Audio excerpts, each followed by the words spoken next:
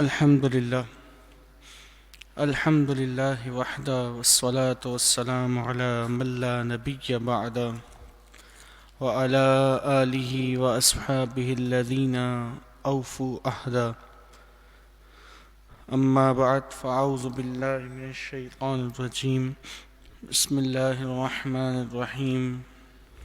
اهدنا الصراط المستقيم صراط الذين أنعمت عليهم غير المغضوب عليهم ولا الضالين آمين.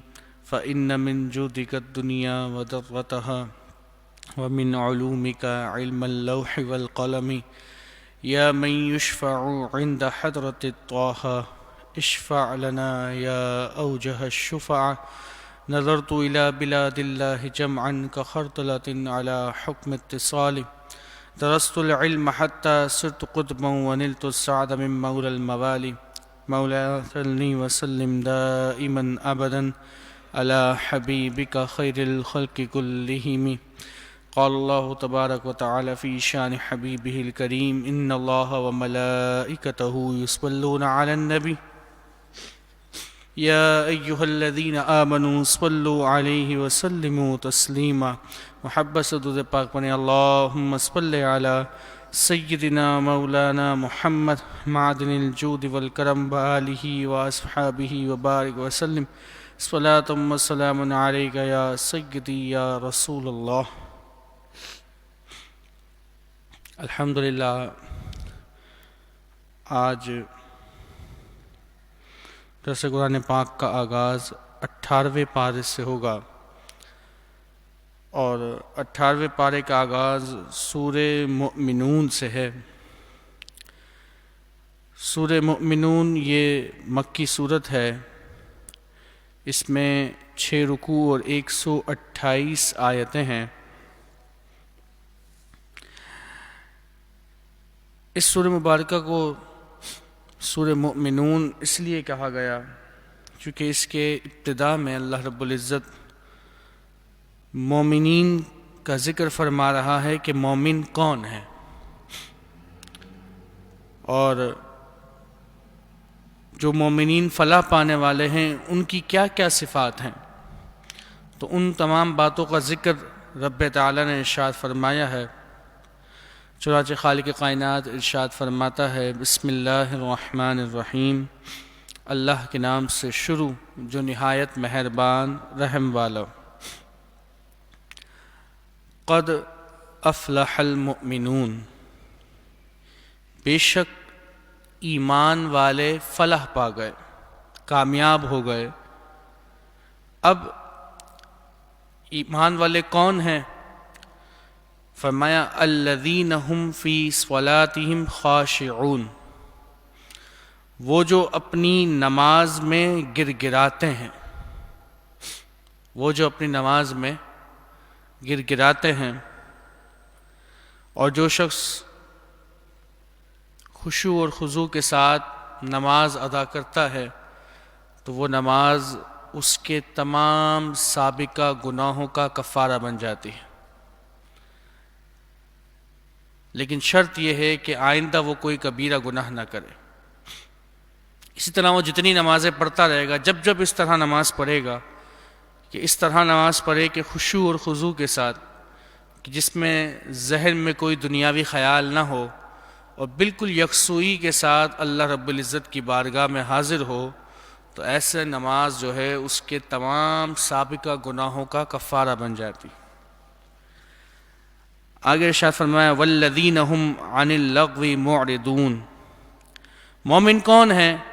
مومن وہ ہیں کہ جو کسی بیہودہ بات کی طرف توجہ نہیں کرتے. جو کسی بیہودہ بات کی طرف توجہ نہیں کرتے. مفسرین نے لکھا کہ لفظ سے مراد ایک معنی تو شرک ہے کہ جو شرک سے منہ موڑتے ہیں اس کی طرف توجہ نہیں کرتے. اور ایک عمومی معنی مراد ہے کہ ہر وہ کام کہ جس کا نہ دنیاوی کوئی فائدہ ہے اور نہ ہی کوئی دینی فائدہ ہے، ان تمام کاموں سے، ان تمام باتوں سے اعراض کرتے ہیں، ان کی طرف توجہ نہیں کرتے. آگے ارشاد فرمایا والذین هم للزکاۃ فاعلون، مومن کون ہیں؟ مومن وہ ہیں کہ جو زکوٰۃ دینے کا کام کرتے ہیں، یعنی اگر ان پر زکوٰۃ لازم ہے تو وہ اپنی پوری کی پوری زکوٰۃ ادا کرتے ہیں۔ ایسا نہ ہو کہ زکوٰۃ بوجھ سمجھ کر اس میں ہیلے بہانے تلاش کریں اور سوچیں کہ اتنی نہیں اتنی زکوٰۃ دینی ہے، تو جو زکوٰۃ بنتی ہے اسے مکمل طور پر ادا کرتے ہیں۔ والذین هم لفروجہم حافظون، اور مومن کون ہیں؟ مومن وہ ہیں کہ جو اپنی شرمگاہوں کی حفاظت کرتے ہیں۔ ایمان والے وہ ہیں کہ جو اپنی شرمگاہوں کی حفاظت کرتے ہیں۔ نبی کریم صلی اللہ علیہ وآلہ وسلم نے ارشاد فرمایا کہ جو شخص مجھے دو جبروں کے درمیان یعنی زبان اور دو پاؤں کے درمیان یعنی شرمگاہ کی ضمانت دے، میں اس کے لیے جنت کا ضامن ہوں۔ دو باتوں کا ضامن ہو جائے وہ، ایک تو وہ کہ جو زبان ہے اور ایک وہ جو شرمگاہ ہے، جو اس کا ضامن ہو جائے گا میں اس کے لیے جنت کا ضامن ہو جاؤں۔ تو فرمایا کہ اپنی شرمگاہوں کی حفاظت کرتے ہیں، یعنی بے حیائی اور برے کام کہ جو زنا کی طرف لے جانے والے ہیں یا زنا کے کام ہیں، ان تمام کاموں سے بچتے ہیں۔ الا علی ازواجہم او ما ملکت ایمانہم فانہم غیر ملومین، مگر اپنی بیویوں یا شرعی باندیوں پر کہ جو ان کی ملک میں ہے، ان پر کوئی ملامت نہیں۔ یعنی دو ہی باتیں ہیں کہ انسان دو ہی طریقے سے عورت کی طرف جا سکتا ہے، یا تو وہ عورت اس کی بیوی ہو یا پھر وہ عورت اس کی کنیز ہو، اس کی ملک میں ہو۔ اس کے علاوہ کوئی اور طریقے سے جائے گا تو وہ ضرور حد سے بڑھنے والا ہے۔ فرمایا فمن ابتغى وراء ذلك فاولئک هم العادون، تو جو ان دو کے سوا کچھ اور چاہے تو وہی حد سے بڑھنے والے ہیں۔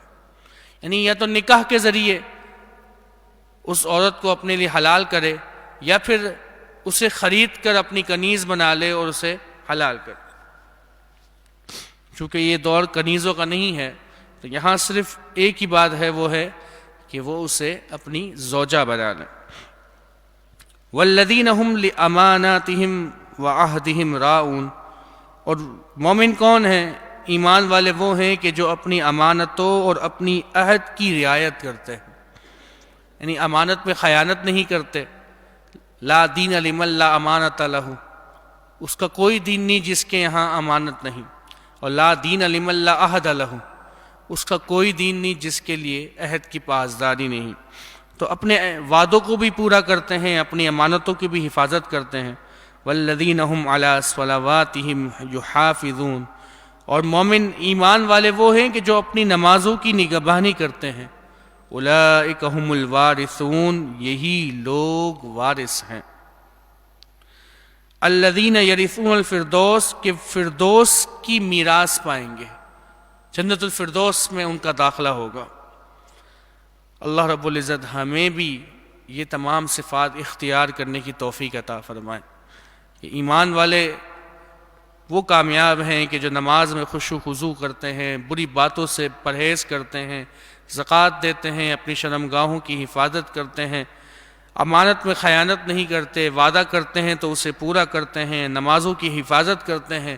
تو فرمایا یہ مومنین وہ ہیں کہ جو جنت کے وارث ہیں، بلکہ جنت الفردوس کے وارث ہیں۔ اللہ رب العزت ہمیں بھی یہ تمام کام کرنے کی توفیق عطا فرمائے۔ فرمایا ہم فیہا خالدون، وہ اس میں ہمیشہ رہیں گے۔ وَلَقَدْ خَلَقْنَا الْإِنسَانَ مِنْ سُلَالَةٍ مِّن طِينٍ، اب یہاں سے اللہ رب العزت انسان کی پیدائش کے مراحل بیان فرما رہا ہے، اور یہ مراحل بیان کر کے رب تعالیٰ فرما رہا ہے کہ جب اتنی عظیم قدرت کے ساتھ رب نے انسان کو بنایا تو تم اس رب کی عبادت کیوں نہیں کرتے؟ تو فرمایا تحقیق ہم نے انسان کو چنی ہوئی مٹی سے بنایا، ثم جعلناہ نطفۃ فی قرار مکین، اور پھر اسے پانی کی بوند کیا ایک مضبوط ٹھہرنے کی جگہ میں، یعنی اسے ہم نے پیٹ کے اندر پانی کی بوند کی صورت میں ماں کے رحم میں ٹھہرایا۔ ثم خلقنا النطفة علقة، پھر ہم نے اس پانی کی بوند کو جمع ہوا خون بنایا، فخلقنا العلقة مضغة، اور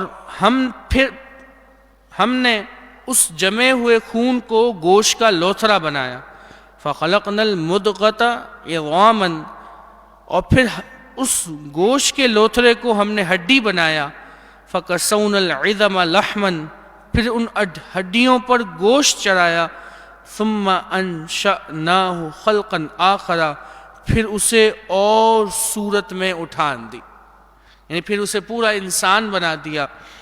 فتبارک اللہ احسن الخالقین، تو بڑی برکت والا ہے اللہ جو سب سے بہتر بنانے والا ہے، احسن الخالقین ہے، سب سے بہتر بنانے والا، کہ ایک پانی کی بوند سے پورا انسان بنا دی، یہ اس رب کی قدرت ہے۔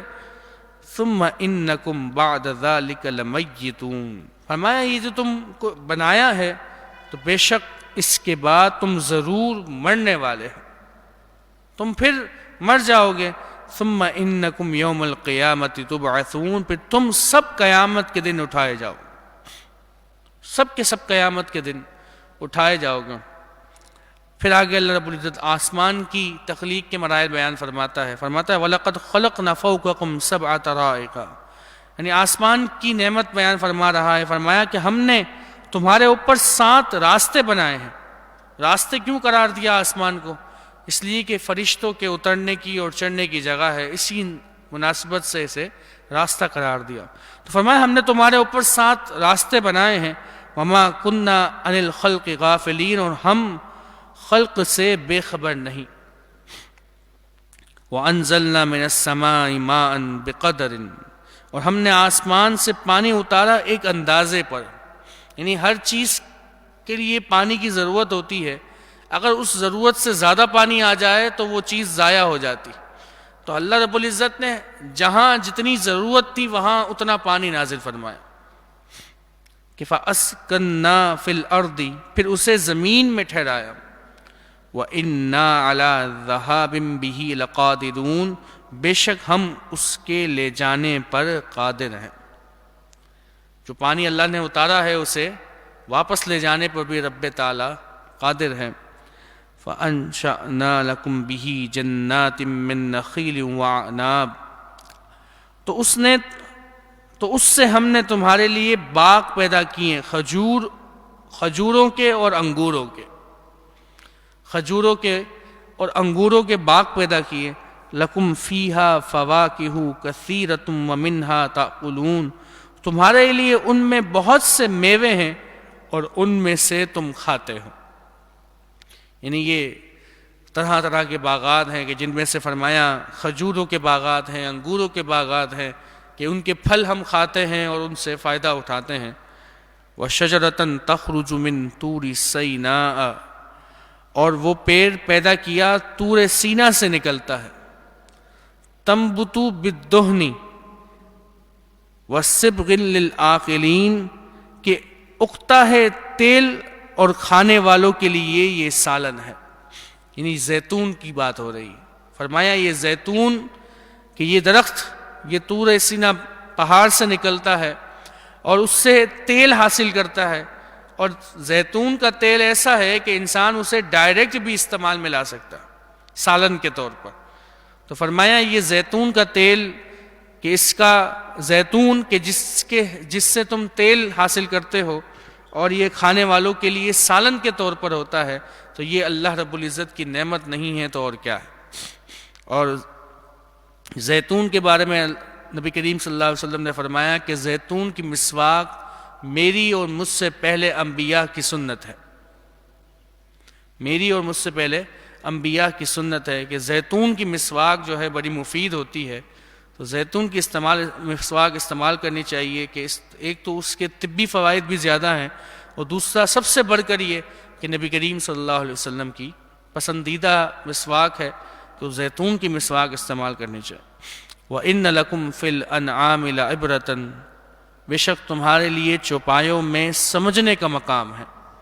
نُسْقِيكُم مِّمَّا فِي بُطُونِهَا، ہم تمہیں پلاتے ہیں اس میں سے جو ان کے پیٹ میں ہے، یعنی دودھ سے ہم سیراب ہوتے ہیں، اللہ رب العزت ان چوپایوں کے دودھ سے ہمیں سیراب کرتا ہے۔ وَلَكُمْ فِيهَا مَنَافِعُ كَثِيرَةٌ وَمِنْهَا تَأْكُلُونَ، اور تمہارے لیے ان میں بہت فائدے ہیں کہ تمہارے سامان اٹھانے کے کام آتے ہیں، تم ان سے کھال حاصل کرتے ہو، ان کے جسم جانوروں کے کتنے سارے اعضاء کئی کئی چیزوں میں استعمال ہوتے ہیں۔ فرمایا تم ان میں سے کھاتے، تم ان سے دودھ بھی حاصل کرتے ہو، کثیر فوائد بھی حاصل کرتے ہو، وَمِنْهَا تَأْكُلُونَ، اور ان سے تمہاری خوراک بھی ہے، یعنی تم ان سے کھانا بھی حاصل کرتے ہو، ان کا گوشت استعمال کرتے ہو۔ وَعَلَيْهَا وَعَلَى الْفُلْكِ تُحْمَلُونَ، اور ان پر اور کشتی پر سوار کیے جاتے ہو، یعنی تم اللہ رب العزت نے اتنی ساری نعمتوں کا ذکر فرمایا، تمہارے لیے چوپائے ہیں، تمہارے لیے طرح طرح کے باغات ہیں، زیتون کا درخت ہے کہ اس سے تم سالن حاصل کرتے ہو۔ اس ساری نعمتیں بتانے کا مقصد یہ ہے کہ وہ رب جو تمہیں اتنی ساری نعمتیں دے رہا ہے تو تم اس رب کا شکر ادا کرو، اور شکر اس طرح ادا کرو کہ تم اسی رب کی عبادت کرو، ان بتوں کو تم چھوڑ دو۔ تو یہ کافروں کو تلقین ہے، اور بالخصوص اور اگر ہم دیکھیں تو یہاں مسلمانوں کو بھی اس بات کی تلقین ہے کہ جس رب نے اتنی ساری نعمتیں ادا کی ہیں اس رب کا شکر ادا کرنا ہم پر لازم ہے، اور ہمیں چاہیے کہ جو صفات مومنین کی بیان کی ہیں اللہ رب العزت ہمیں ایسی صفات اختیار کرنے کی توفیق عطا فرمائے۔ یہاں رکوع کا اختتام ہوا، محبت سے درود پاک پڑھیں، اللہم صلی اللہ علیہ وسلم۔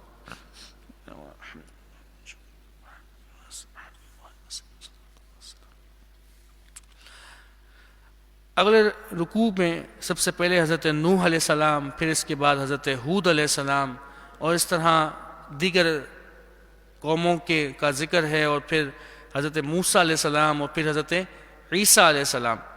تو آگے ان تمام کا ذکر رب تعالیٰ فرما رہا ہے، اور یہ ذکر فرمانے کا مقصد ہمیشہ یہی ہوتا ہے کہ اللہ رب العزت نے ان قوموں کی طرف بھی انبیاء کو بھیجا، تو ان قوموں نے ان انبیاء کو جھٹلا دیا تو اللہ نے انہیں عذاب میں گرفتار کر لیا۔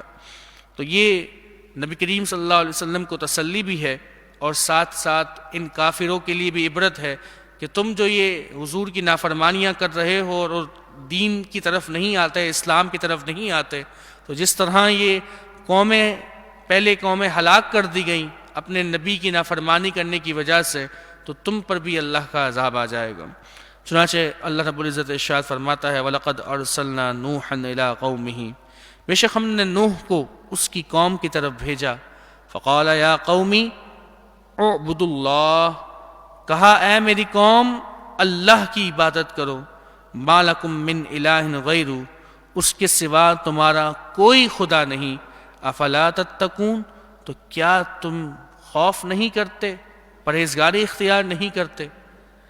جب حضرت نوح علیہ السلام نے انہیں اللہ رب العزت کے دین کی طرف بلایا تو جو قوم کے سردار ہوتے ہیں نا وہی سارے قوم کے کرتا دھرتا ہوتے ہیں، تو کہنے لگے فقال الملأ الذین کفروا من قومہ، تو اس کے کافر،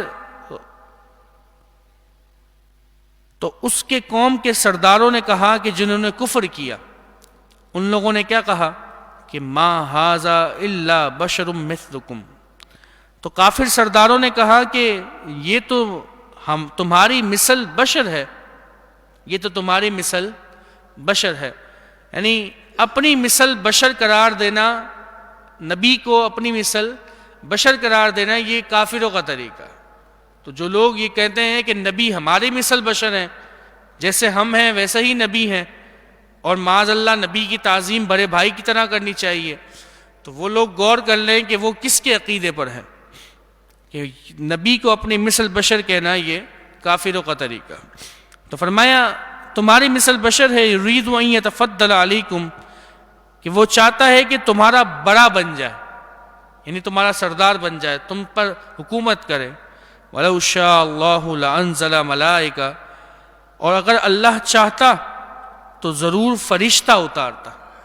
مَا سَمِعْنَا بِهَذَا فِي آبَائِنَا الْأَوَّلِينَ، ہم نے تو یہ اپنے باپ دادوں میں نہ سنا، یعنی جو ہمارے پچھلے باپ دادا گزر چکے، ہم نے ان سے تو کچھ بھی ایسی بات نہیں سنی جو بات حضرت نوح علیہ السلام بیان کرتے ہیں۔ تو فرمایا اگر اللہ نے ہمیں ہماری ہدایت کے لیے کسی کو بھیجنا ہی تھا تو وہ کسی فرشتے کو نازل فرماتا. ان ہوا الا رجل بہ جنۃ فتربصوا بہ حتی حین، وہ تو نہیں مگر ایک دیوانہ مرد، تو کچھ زمانے تک اس کا انتظار کرتے رہو. یعنی کہ معاذ اللہ حضرت نوح علیہ السلام کو انہوں نے دیوانہ قرار دے دیا، مجنون قرار دے دیا. تو حضرت نوح علیہ السلام نے جب ان کی نافرمانیوں کو دیکھا، اور یہ نافرمانیاں ایسا نہیں تھا کہ آپ نے آج دعوت دی اور اس کے بعد اگلے دن آپ نے دعائے ضرر فرما دی، بلکہ کئی ہزار سال تک، کئی سو سال تک آپ ان کی تبلیغ کرتے رہے، تقریباً 900 سال، 950 سال آپ ان کی تبلیغ کرتے رہے. تو قال ربی نے، جب آپ نے دیکھا کہ اب یہ قوم ایمان لے کر نہیں آئے گی، تو آپ نے اللہ کی بارگاہ میں اس طرح عرض کی، قال ربی، عرض کی اے میرے رب، انصرنی، تم میری مدد فرما، بما کذبونی، اس پر کہ جو انہوں نے مجھے جھٹلایا. فاوحینا الیہ ان اصنع الفلک باعیننا ووحینا، تو ہم نے اسے وحی بھیجی کہ ہماری نگاہ کے سامنے اور ہمارے حکم سے کشتی بناؤ.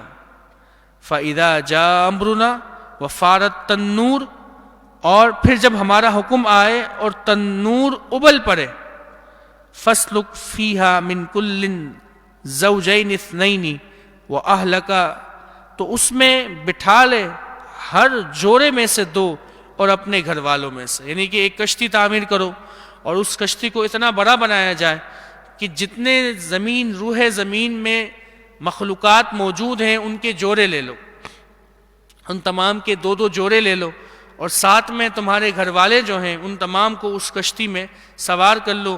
اور طوفان آنے کی علامت یہ ہے کہ جب تنور ابلنا شروع ہو جائے اور اس میں ابال آ جائے تو سمجھ لو کہ طوفان آنے والا ہے، تو اس وقت سب کے سب کشتی میں سوار ہو جاؤ. الا من سبق علیہ القول منہم، مگر ان میں سے وہ کہ جن پر بات پہلے پڑ چکی. یعنی کہ سب کے سب سوار ہو سکیں گے، لیکن سوائے ان لوگوں کے کہ جن کے بارے میں حضرت نوح علیہ السلام کو بتا دیا گیا تھا، یعنی حضرت نوح علیہ السلام کا بیٹا کنعان اور ان کی جو زوجہ کہ جو ایمان نہیں لے کر آئے تھے. تو ان تمام کے بارے میں فرمایا کہ یہ لوگ تو سوار نہیں ہو سکیں گے، بلکہ یہ لوگ تباہ و برباد ہو جائیں گے. ولا تخاطبنی فی الذین ظلموا، اور ان ظالموں کے معاملے میں مجھ سے بات نہ کرنا، انہم مغرقون، یہ ضرور ڈبوئے جائیں گے، غرق کیے جائیں گے.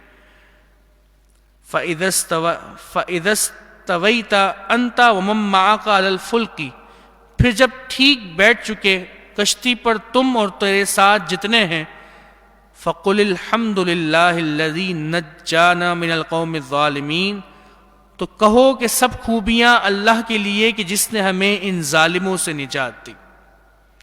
جب تم سوار ہو جاؤ کشتی میں تو پھر اللہ رب العزت کی حمد و ثنا بیان کرو.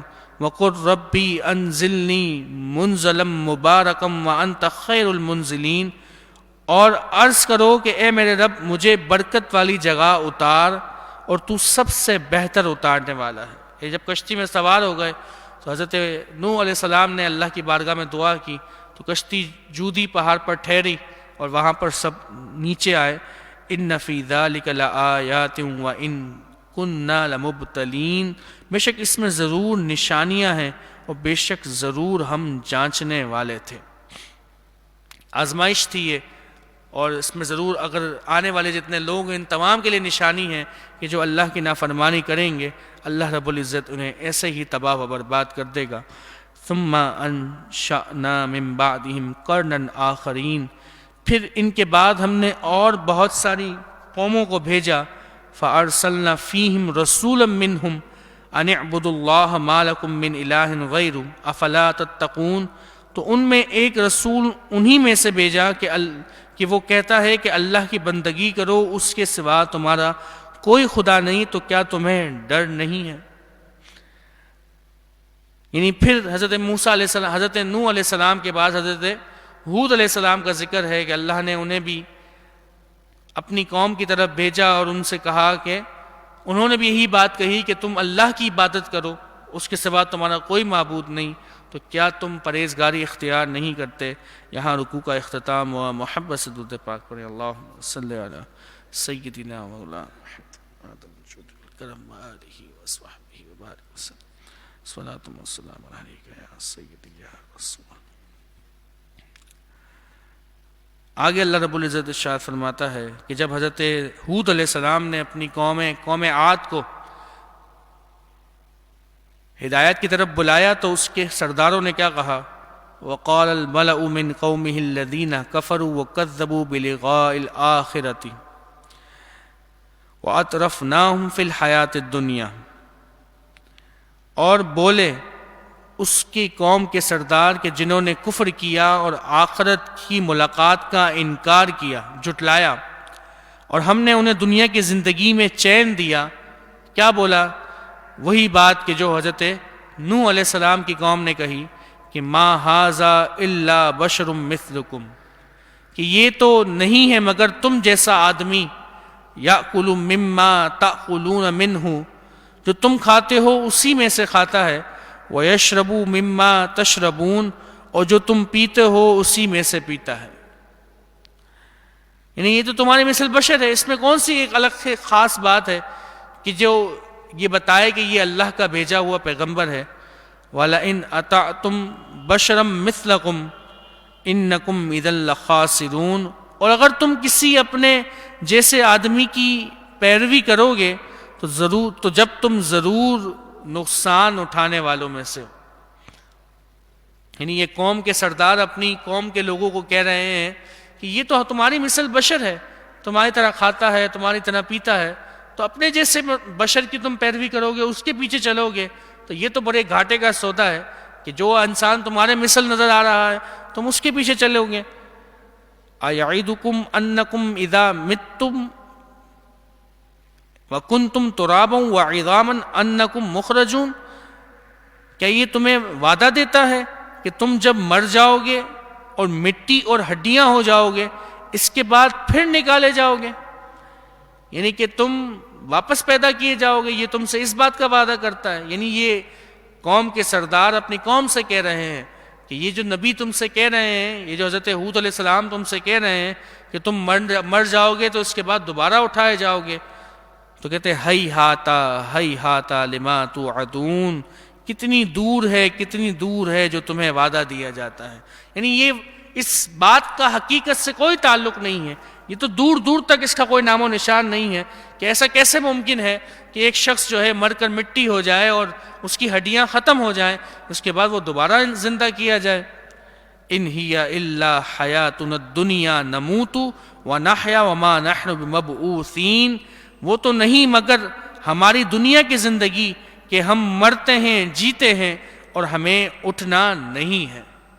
یعنی کہ ہمیں تو بس یہ دنیا کی زندگی میں ہی رہنا ہے، جتنا جینا ہے اس دنیا میں جی لو، اس کے بعد ہم مر جائیں گے، لیکن ہمیں دوبارہ زندہ نہیں کیا جائے گا۔ یہ اس قوم کے سرداروں کا عقیدہ تھا، اور انہوں نے اس طرح حضرت نوح علیہ السلام کو جھٹلایا۔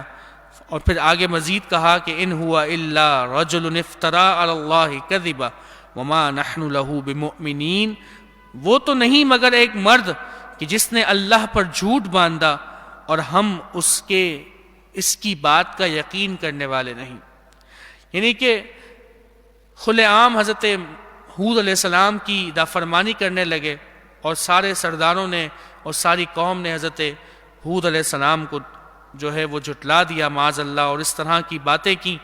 بہت چند لوگ تھے کہ جو آپ پر ایمان لے کر آئے، اور پھر جب آپ نے دیکھا کہ میری قوم ایمان لے کر نہیں آتی تو آپ نے اپنے رب کی بارگاہ میں اس طرح عرض کی، فرمایا قال رب انصرنی بما کذبون، اے میرے رب میری مدد فرما اس پر کہ جو انہوں نے مجھے جھٹلایا۔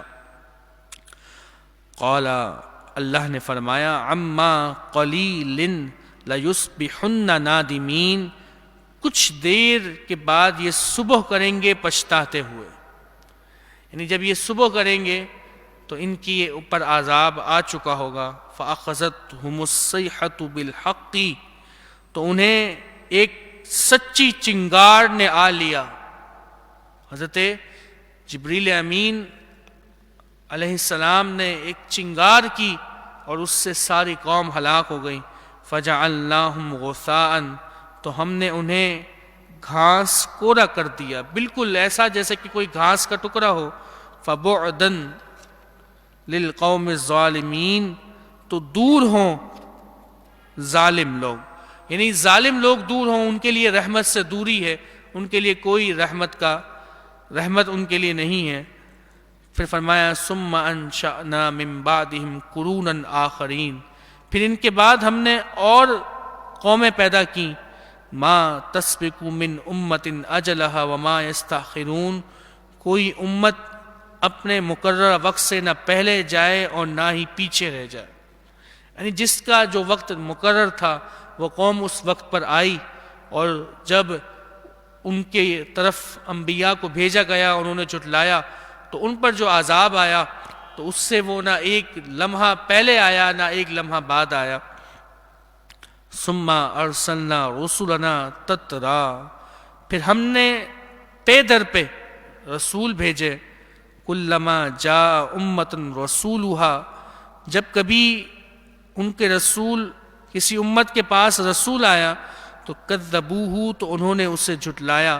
فاتبعنا بعدهم بعضا، تو ہم نے اگلوں سے پچھلوں کو ملا دیا، ہم نے اگلوں سے پچھلوں کو ملا دیا. وجعلناہم احادیثا، اور انہیں کہانیاں کر دیا، یعنی ان کا نام و نشان نہیں ملتا.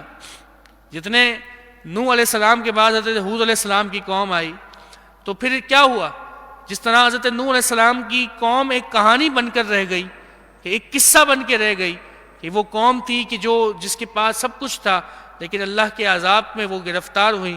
اسی طرح حضرت ہود علیہ السلام کی قوم کو بھی ہم نے ایک کہانی بنا دیا، نہیں بعض کو بعض کے ساتھ ملا دیا. اور اسی طرح دیگر انبیاء جتنے بھی جس قوم کی طرف بھیجے گئے ان تمام قوموں کو ہم نے ایک کہانی بنا کر رکھ دیا. اور آج ہم ان کے واقعات پڑھتے ہیں، ہمارے سامنے ایک واقعے کی صورت میں موجود ہے. حضرت نوح علیہ السلام کی قوم، حضرت ہود علیہ السلام کی، حضرت صالح علیہ السلام کی، اور اس طرح دیگر انبیاء کرام علیہم الرضوان کی. تو ان تمام دیگر انبیاء کرام علیہم السلام کی، تو ان طرح جتنے بھی انبیاء آئے ان کی قومیں آئیں، ان سب کو اللہ رب العزت نے ایک کہانی ایک واقعہ بنا دیا. تو ان تمام کے اندر کیا ہے ہمارے لیے کہ کل کوئی ہمارے بھی اسی طرح باتیں کیا کرے گا کہ ہم بھی کوئی قوم تھے یہاں موجود تھے، اور ہم بھی یہاں اس دنیا میں موجود تھے، اور اب ہم بھی کسی کی باتوں میں خالی موجود ہیں، یعنی کہ صرف باتوں میں زندہ ہوں گے اور ہمارا بھی کوئی ذکر کرنے والا موجود نہیں ہوگا. ہمیں بھی موت آنی ہے. تو یہ سب کے سب جو دنیا میں آئے ہیں انہیں واپس ضرور لوٹ کر جانا ہے. تو اگر نافرمانی کرتے ہوئے گئے تو دنیا میں بھی ہلاکت ہے، آخرت میں بھی ہلاکت ہے.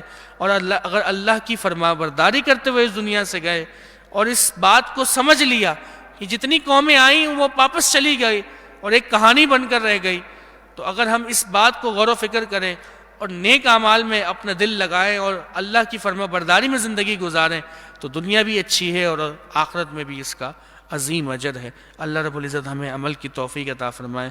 فرمایا وجعلناہم احادیثا، اور انہیں کہانیاں کر دیا. فبعدا لقوم لا یؤمنون، تو دور ہوں وہ لوگ کہ جو ایمان نہیں لاتے، یعنی اللہ کی رحمت سے دور ہوں. آگے اللہ رب العزت حضرت موسیٰ علیہ السلام کا ذکر فرما رہا ہے. فرمایا ثم ارسلنا موسیٰ واخاہ ہارون، پھر ہم نے موسیٰ اور اس کے بھائی ہارون کو بھیجا بآیاتنا، اپنی نشانیوں کے ساتھ، وہ سلطان مبین، اور روشن دلیلوں کے ساتھ، الی فرعون وملئہ، فرعون اور اس کے سرداروں کی طرف. فاستکبروا وکانوا قوما عالین، تو انہوں نے غرور کیا اور وہ لوگ غلبہ پائے ہوئے تھے، یعنی اللہ نے انہیں بادشاہت عطا کی ہوئی تھی تو انہوں نے غرور کیا اور ان کی باتوں کو نہ مانا. فقالوا انؤمن لبشرین مثلنا وقومہما لنا عابدون، اور فرعونی کہنے لگے کیا ہم ایمان لے آئیں اپنے جیسے دو آدمیوں پر، حالانکہ ان کی قوم تو ہماری بندگی کرتی ہے. یعنی یہ بنی اسرائیل سے ہے اور بنی اسرائیل تو ہماری غلام ہے، وہ تو ہماری بندگی کرتی ہے، اور ہم اب ان دونوں کی بندگی کریں گے، یعنی کہ ان دونوں کی بات کو مانیں گے، ان کے پیچھے چلیں گے، ان کی پیروی کریں گے. فَكَذَّبُوهُمَا فَكَانُوا مِنَ الْمُهْلَكِينَ، تو انہوں نے ان دونوں کو جھٹلا دیا تو وہ ہلاک کیے ہوئے میں سے ہو گئے، یعنی اللہ رب العزت نے فرعونیوں کو ہلاک کر دیا۔ وَلَقَدْ آتَيْنَا مُوسَى الْكِتَابَ لَعَلَّهُمْ يَهْتَدُونَ، اور بے شک ہم نے موسیٰ کو کتاب عطا فرمائی، یعنی توریت، کہ ان کو ہدایت ہو۔ یعنی اللہ رب العزت نے توریت کا نزول فرمایا، یعنی جب فرعونی ہلاک ہو گئے تو بنی اسرائیل کے لیے اللہ رب العزت نے توریت کا تحفہ عطا فرمایا کہ اس کتاب پر عمل کرتے ہوئے یہ قوم کامیابی حاصل کر لیں۔ وَجَعَلْنَا ابْنَ مَرْيَمَ وَأُمَّهُ آیَةً وَآوَيْنَاهُمَا إِلَىٰ رَبْوَةٍ ذَاتِ قَرَارٍ وَمَعِینٍ، اور ہم نے مریم اور اس کے بیٹے کو نشانی کیا۔ اب حضرت عیسیٰ علیہ السلام کا ذکر ہے، فرمایا کہ اللہ رب العزت نے حضرت عیسیٰ علیہ السلام کو بھی نشانی بنایا اور حضرت مریم کو بھی نشانی بنایا۔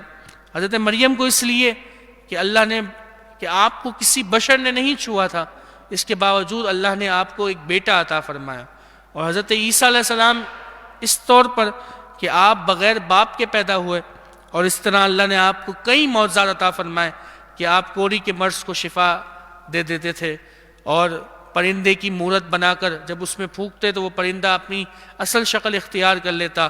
اسی طرح آپ مردوں کو زندہ کرتے تھے، مادر ذات اندھوں کو آنکھیں دیتے تھے۔ تو یہ اللہ رب العزت کی اذن سے آپ اس طرح کے کام سر انجام دیتے تھے۔ تو فرمایا حضرت مریم اور حضرت عیسیٰ علیہ السلام میں نشانی ہے،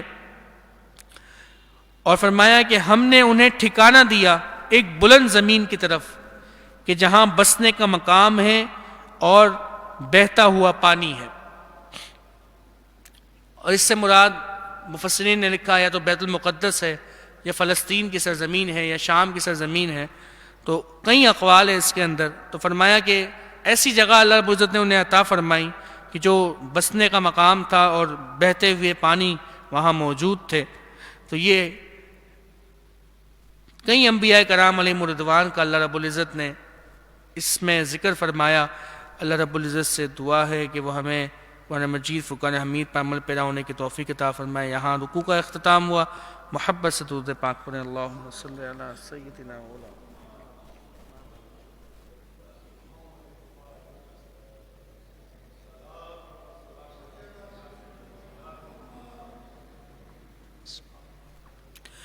اب اگلے رکوع کی ابتدا ہے، اور اللہ رب العزت تمام رسولوں کو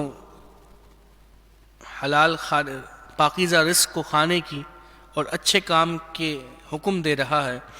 اللہ رب العزت ارشاد فرماتا ہے، یا ایھا الرسل کلوا من الطیبات واعملوا صالحا، اے پیغمبرو پاکیزہ چیزیں کھاؤ اور اچھے کام کرو، انی بما تعملون علیم، میں تمہارے کاموں کو جانتا ہوں۔ وَإِنَّ هَذِهِ أُمَّتُكُمْ أُمَّةً وَاحِدَةً وَأَنَا رَبُّكُمْ فَاتَّقُونِ، اور بے شک یہ تمہارا دین ایک ہی دین ہے اور میں تمہارا رب ہوں تو مجھ سے ڈرو۔ یعنی کہ حضرت موسیٰ علیہ السلام، حضرت عیسیٰ علیہ السلام، حضرت نوح علیہ السلام، حضرت ہود علیہ السلام، حضرت ابراہیم علیہ السلام، یہ جتنے بھی پیغمبر آئے ہیں ان تمام کا دین ایک ہی دین ہے، سب توحید کی دعوت دینے والے ہیں۔ تو یہ سب کوئی، یہ تو ان کے بعد جو قومیں ہیں انہوں نے الگ الگ دین اختیار کر لی ہے، کوئی عیسائی ہو گیا، کوئی یہودی ہو گیا، کوئی نصرانی ہو گیا، ایک دوسرے کی کتابوں کو جھٹلانے لگے اور کہا کہ نہیں یہ کتاب حق ہے، یہ کتاب حق نہیں ہے۔ تو کہتے ہیں یہ فرقے تو بعد میں بنے ہیں، اصل تو دین ایک ہی ہے، سب لوگ ایک ہی دین کی طرف بلانے والے ہیں۔ اگر واقعی سب ایک ہی دین کی طرف چلنے والے ہوں تو دنیا میں صرف ایک ہی دین موجود ہو، اور وہ دین اسلام ہے، توحید کا دین، اور سارے انبیاء کو ماننے والا دین، کہ کسی بھی کتاب کا منکر نہیں، نہ توریت کا منکر، نہ انجیل کا منکر، نہ زبور کا منکر، نہ قرآن کا منکر۔ اور وہ دین کون سا ہے؟ وہ دین اسلام ہے۔ ہر نبی کی تعظیم، ہر نبی کو ماننے والا، ہر آسمانی کتاب پر، ہر صحیفے پر جو ہے وہ یقین رکھنے والا، اور قرآن مجید فرقان حمید پر عمل پیرا ہونے والا۔ تو یہ سب سے بہترین دین دین اسلام ہے، اور یہ ایک ہی دین ہے۔ تو فرمایا کہ بے شک یہ تمہارا دین ایک ہی دین ہے، اور میں تمہارا رب ہوں تو مجھ سے ڈرو۔ فَتَقَطَّعُوا أَمْرَهُمْ بَيْنَهُمْ زُبُرًا، تو ان کی امتوں نے اپنے کام آپس میں ٹکڑے ٹکڑے کر لیے، یعنی کوئی یہودی بن گیا، کوئی نصرانی بن گیا، کوئی کہنے لگا میں حضرت ملت ابراہیمی پر ہوں، یعنی سب نے اپنا اپنا دین اختیار کر لیا۔ کل حزب بما لدیہم فرحون، ہر گروہ جو اس کے پاس ہے اسی پر خوش ہے، وہ کہتا ہے بس یہی حق ہے، باقی کچھ بھی حق نہیں۔ فذرہم فی غمرتہم حتی حین، تم ان کو چھوڑ دو ان کے نشے میں ایک مقررہ وقت تک۔ کب تک یہ فائدہ اٹھائیں گے؟ ایک دن تو انہیں مرنا ہے، کل قیامت قائم ہوگی اور سب جان لیں گے کہ کون سا دین حق پر ہے اور کون سے راستے پر کون سا راستہ حق پر ہے اور کون سا راستہ جو ہے وہ باطل ہے۔ اَيَحْسَبُونَ أَنَّمَا نُمِدُّهُمْ بِهِ مِن مَّالٍ وَبَنِينَ، کیا یہ خیال کر رہے ہیں کہ وہ جو ہم ان کی مدد کر رہے ہیں مال اور بیٹوں سے؟ یعنی کہ ایک بات کہ جو بندہ ایک سوچتا ہے، خیال کرتا ہے کہ یہ جو اگر واقعی یہ اللہ کا نافرمان ہے اور یہ جو کافر ہے اللہ کے نافرمان ہے اور اللہ کی نافرمانی کرنے والے ہیں اور اللہ کے ناپسندیدہ بندے ہیں کہ یہ شرک کرتے ہیں، کفر کرتے ہیں، تو پھر ان کے پاس مال کی فراوانی کیوں ہے؟ اتنا مال و دولت ان کے پاس کیوں ہے؟ تو اللہ رب العزت ارشاد فرما رہا ہے کہ یہ مال و دولت کا ہونا یہ کوئی اللہ کا فضل نہیں ہے، یہ تو اللہ ڈھیل دیتا ہے انہیں اور ان کے اعمال کو ان کے لیے مزین کر دیتا ہے تاکہ مزید یہ اس میں اور گمراہی میں پڑ جائیں، اور اللہ رب العزت نے ان کے لیے آخرت میں بڑا عذاب تیار کر رکھا۔ تو فرمایا کہ کیا یہ خیال کر رہے ہیں کہ وہ جو ہم ان کی مدد کر رہے ہیں مال اور بیٹوں سے، نسارع لہم فی الخیرات، یہ جلد جلد ان کو بھلائیاں دیتے ہیں، بل لا یشعرون، بلکہ انہیں خبر نہیں ہے۔ یعنی وہ یہ سمجھتے ہیں کہ یہ جو ہمارے پاس مال کی فراوانی ہے اور اتنا سب کچھ ہمارے پاس موجود ہے، ہر قسم کی نعمت موجود ہے اور ہر قسم کی سہولیات موجود ہیں، اور مسلمانوں کو دیکھا جائے تو وہ ظلم و ستم کا شکار ہے، طرح طرح کی پریشانیاں ان کے پاس ہیں، اور میں جو ان کو نعمتوں کی فراوانی مل رہی ہے تو وہ گمان میں ہے کہ یہ اللہ کا کوئی فضل ہے ان پر، بلکہ وہ تو شعور ہی نہیں رکھتے، انہیں خبر ہی نہیں ہے۔ ان الذین هم من خشیت ربهم مشفقون، بے شک وہ جو اپنے رب کے ڈر سے سہمے ہوئے ہیں، والذین هم بآیات ربهم یؤمنون، اور وہ جو اپنے رب کی آیتوں پر ایمان لاتے ہیں، والذین هم بربهم لا یشرکون، اور وہ جو اپنے رب کا کوئی شریک نہیں کرتے، والذین یؤتون ما آتوا وقلوبهم فی وجلۃ انہم الی ربهم راجعون، اور وہ جو دیتے ہیں جو کچھ دیں اور ان کے دل ڈر رہے ہیں یوں کہ ان کو اپنے رب کی طرف پھرنا ہے۔ اولئک یسارعون فی الخیرات، یہی لوگ بھلائیوں میں جلدی کرتے ہیں، وہم لہا سابقون، اور یہی سب سے پہلے انہیں پہنچے۔ یعنی فرمایا کہ یہ کافر ان کے لیے کچھ بھی نہیں ہے اگر کسی کے لیے کچھ تو اس کے لیے ہے کہ جو اپنے رب کی سے ڈرتے ہوئے سہمے ہوئے ہیں، یعنی وہ انہیں خوف ہے کہ انہیں ان کا رب کہیں ان پر عذاب کو نازل نہ فرما دے، اپنے رب کے بارگاہ میں حاضر ہونے سے ڈرتے ہیں، ایک صفت۔ دوسری صفت فرمایا کہ اپنے رب کی آیتوں پر ایمان لاتے ہیں۔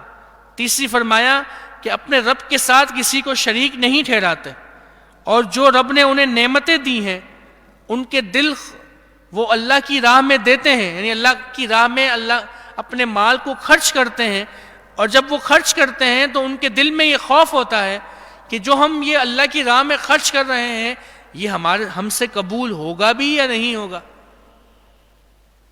ہماری طرف سے اسے قبول کیا بھی جائے گا یا نہیں کیا جائے گا، اور وہ یہ خوف رکھتے ہیں کہ وہ اپنے رب کی طرف لوٹائے جائیں گے، اور نیکیوں میں جلدی کرتے ہیں۔ تو فرمایا وَهُمْ لَهَا سَابِقُونَ، اور یہی سب سے پہلے انہیں پہنچیں گے۔ یہ جو بھلائیوں میں جلدی کر رہے ہیں نا، یعنی جنت کی طرف اور دنیا کی بھلائیوں کی طرف یہ جو جلدی کر رہے ہیں تو سب سے پہلے یہی اس بھلائی کو پانے والے ہیں۔ جنت کا انعام انہی لوگوں کو ملے گا کہ جن میں یہ صفات ہیں، وَلَا نُكَلِّفُ نَفْسًا إِلَّا وُسْعَهَا، اور ہم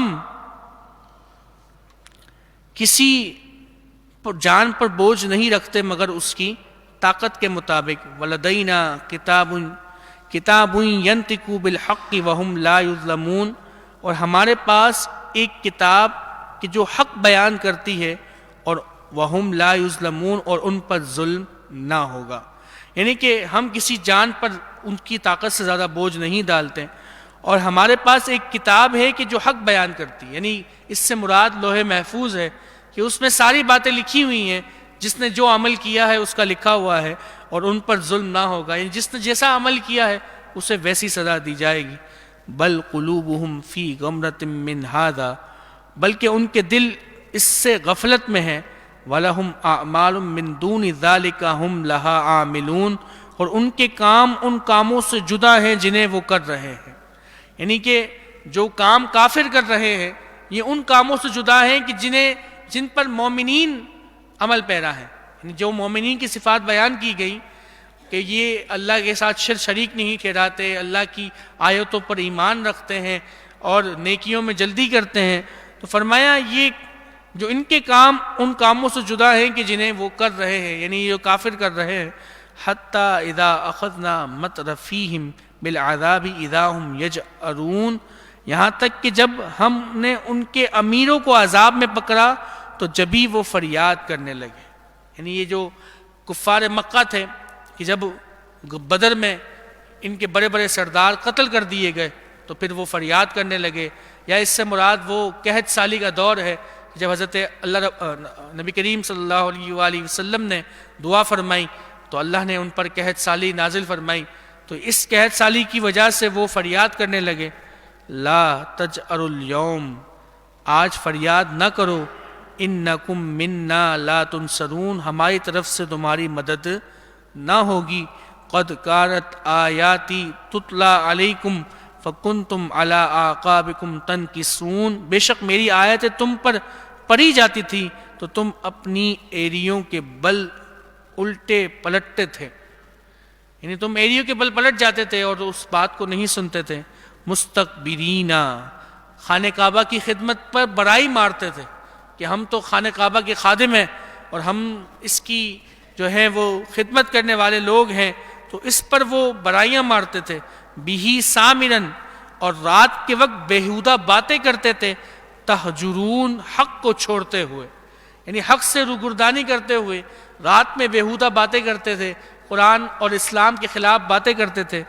افلم یدبروا القول ام جاءہم ما لم یأت آباءہم الاولین، کیا انہوں نے بات کو سوچا نہیں، یعنی اس پر غور و فکر نہیں کیا، یا ان کے پاس وہ آیا کہ جو ان کے باپ دادا کے پاس نہ آیا، یعنی کہ یہ کافر جو منکر ہو رہے ہیں، کیا یہ کوئی نئی بات ہے کہ کوئی پیغمبر آیا ہے اور اللہ کا پیغام لے کر آیا ہے؟ یہ تو پہلے بھی یہ سن چکے ہیں، ان کے سامنے جو ہیں وہ پہلے بھی ان کے آبا و اجداد کے بارے میں بات موجود ہے کہ ان کے پاس بھی اللہ کے پیغمبر آئے اور انہوں نے اس سے جھٹلایا، تو انہوں نے انہیں جھٹلایا تو پھر اللہ نے انہیں عذاب میں مبتلا کر دیا۔ تو یہ کوئی نئی بات تو نہیں ہے، کہ ان کے لیے کوئی انوکھی بات تو نہیں ہے، یہ تو پہلے بھی ان پر آ چکا ہے۔ تو کیا فرمایا کہ کیا ان کے پاس وہ آیا کہ جو ان کے باپ دادا کے پاس نہ آیا، بلکہ ان کے پاس وہی آیا ہے کہ جو ان کے باپ دادا کے پاس بھی آیا تھا۔ ام لم یعرفوا رسولہم فہم لہو منکرون، یا انہوں نے اپنے رسول کو نہ پہچانا تو وہ اس سے منہ موڑ رہے ہیں، یعنی وہ سمجھ رہے ہیں کہ کوئی اجنبی ہے، حالانکہ نبی کریم صلی اللہ علیہ وسلم کی پوری زندگی ان کے سامنے موجود ہے، تو وہ جانتے ہیں کہ یہ اللہ کے رسول ہے، اور پھر بھی اپنی انانیت میں آ کر وہ حضور کا انکار کر رہے ہیں۔ ام یقولون بہ جنہ، یا کہتے ہیں کہ اسے معاذ اللہ یہ مجنون ہے، بل جاءہم بالحق واکثرہم بالحق کارہون، بلکہ وہ تو ان کے پاس حق لے کر آئے اور ان میں اکثر کو حق برا لگتا ہے، ان میں سے اکثر کو حق برا لگتا ہے۔ وَلَوِ اتَّبَعَ الْحَقَّ أَهْوَاءَهُمْ، اور اگر حق ان کی خواہشوں کی پیروی کرتا، یعنی اگر جیسا کافر چاہتے ہیں کہ بہت سارے خدا ہو جائیں اور اتنے سارے معبود ہو جائیں، تو اگر ایسا ہی ہو جاتا جیسا کہ کافر چاہتے ہیں، لَفَسَدَتِ السَّمَاوَاتُ وَالْأَرْضُ وَمَنْ فِيهِنَّ، تو ضرور آسمان اور زمین جو کچھ ان میں ہے وہ سب تباہ و برباد ہو جاتا، یعنی سارا نظام ہی تبدیل ہو جاتا نا۔ اگر اتنے سارے خدا ہوتے تو ہر خدا چاہتا، اگر مثال کے طور پر ایک زید بیٹھا ہوا ہے، تو ایک خدا چاہتا زید کھڑا ہو جائے، تو یہ تو ناممکن سی بات ہو جاتی کہ ایک خدا زید کو بٹھانا چاہتا ہے، ایک خدا زید کو کھڑا کرنا چاہتا ہے، تو یہ تو عالم کا نظام ہی دھرم برم ہو جاتا۔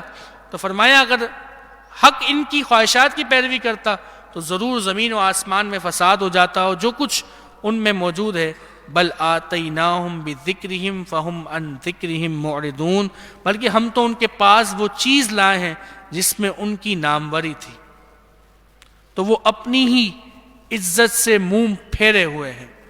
یعنی ہم تو جو قرآن ان کے پاس لے کر آئے ہیں، اگر وہ اس قرآن پر ایمان لاتے اور عمل پیرا کرتے ہوتے تو پھر دنیا میں ان کا نام ہو جاتا، اور لوگ کہتے کہ یہ اس دین پر ہے کہ جو دین حق ہے، اسلام ہے۔ کہ جیسے صحابہ کرام علیہم رضوان ایمان لے کر آئے تو پوری دنیا میں ان کے چرچے تھے، قیصر و کسریٰ بھی ان سے کانپتے تھے، تو فرمایا اگر یہ لوگ ایمان لے کر آتے تو ہم تو ان کے پاس وہ چیز لے کر آئیں کہ جس میں ان کی عزت تھی، ان کی ناموری تھی، تو وہ تو اپنی عزت سے ہی منہ موڑ رہے ہیں۔ ام تسألہم خرجا فخراج ربک خیر، کیا تم ان سے کچھ اجرت مانگتے ہو تو تمہارے رب کا اجر تو سب سے بہتر ہے، وہو خیر الرازقین، اور وہ سب سے بہترین روزی دینے والا ہے۔ یعنی اللہ رب العزت، یعنی اے محبوب آپ ان سے کوئی اجرت تو نہیں مانگتے، تو پھر یہ ایمان لے کر کیوں نہیں آتے؟ نہ تم ان سے کوئی اجرت مانگتے ہو، تمہارا اجر تو اللہ کے ذمہ کرم پر ہے، اور وہ سب سے بہترین روزی دینے والا ہے۔ وَإِنَّكَ لَتَدْعُوهُمْ إِلَىٰ صِرَاطٍ مُسْتَقِيمٍ، بے شک تم انہیں سیدھی راہ کی طرف بلاتے ہو۔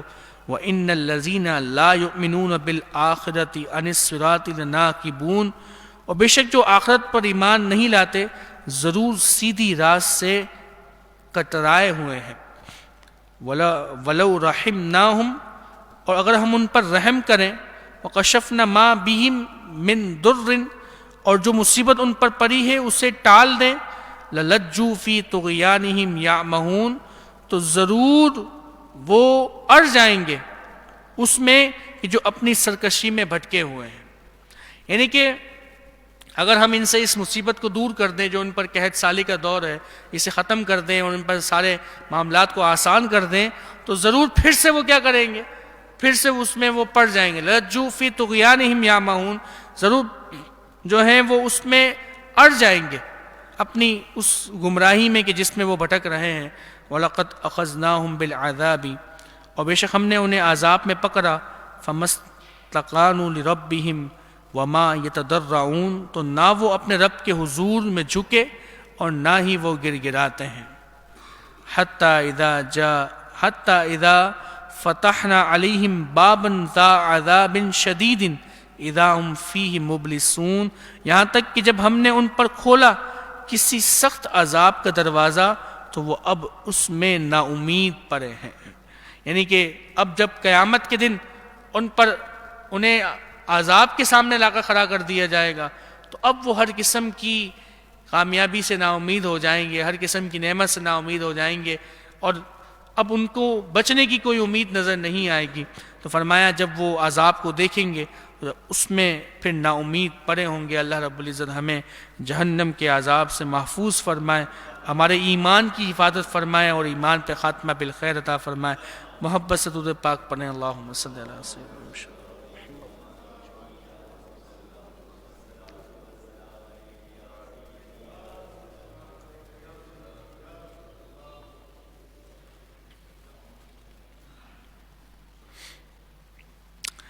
اللہ رب العزت آگے ارشاد فرماتا ہے وَهُوَ الَّذِي أَنشَأَ لَكُمُ السَّمْعَ وَالْأَبْصَارَ وَالْأَفْئِدَةَ، اور وہی ذات ہے کہ جس نے بنائے تمہارے لیے کان اور آنکھیں اور دل۔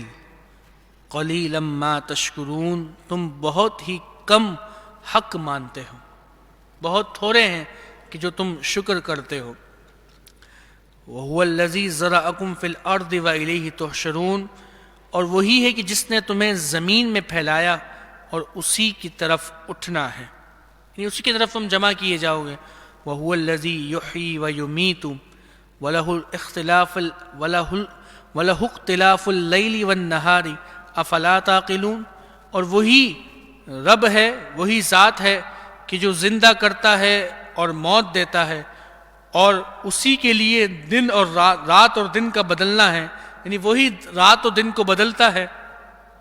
افلا تعقلون، تو کیا تم سمجھ نہیں رکھتے؟ یعنی اللہ رب العزت اپنی نعمتوں کا ذکر کر کے فرما رہا ہے کہ وہی رب ہے کہ جس نے تمہیں آنکھیں دیں، کان دیے، دل دیا، اور وہی رب ہے جس نے تمہیں زمین میں پھیلایا ہے، وہی اللہ ہے جس نے جو تمہیں زندہ کرتا ہے، موت دیتا ہے، وہی رات اور دن کو بدلتا ہے۔ تو کیا تم اس میں غور و فکر نہیں کرتے، اس سے نصیحت قبول نہیں کرتے؟ بل قالوا مثل ما قال الاولون، بلکہ انہوں نے وہی کہا کہ جو ان سے پہلے لوگوں نے کہا، وہی بات کر دی۔ قالوا، وہ بولنے لگے، اذا متنا وکنا ترابا وعظاما ائنا لمبعوثون، کیا جب ہم مر جائیں گے اور مٹی اور ہڈیاں ہو جائیں گے تو کیا پھر ہم دوبارہ نکالے جائیں گے؟ وہی بات ہمیشہ کی طرح، لقد وعدنا نحن وآباؤنا هذا من قبل ان هذا الا اساطیر الاولین، بے شک یہ وعدہ ہم کو اور ہم سے پہلے ہمارے باپ دادوں کو دیا گیا، اور یہ تو نہیں ہے مگر وہی اگلوں کی داستان ہے۔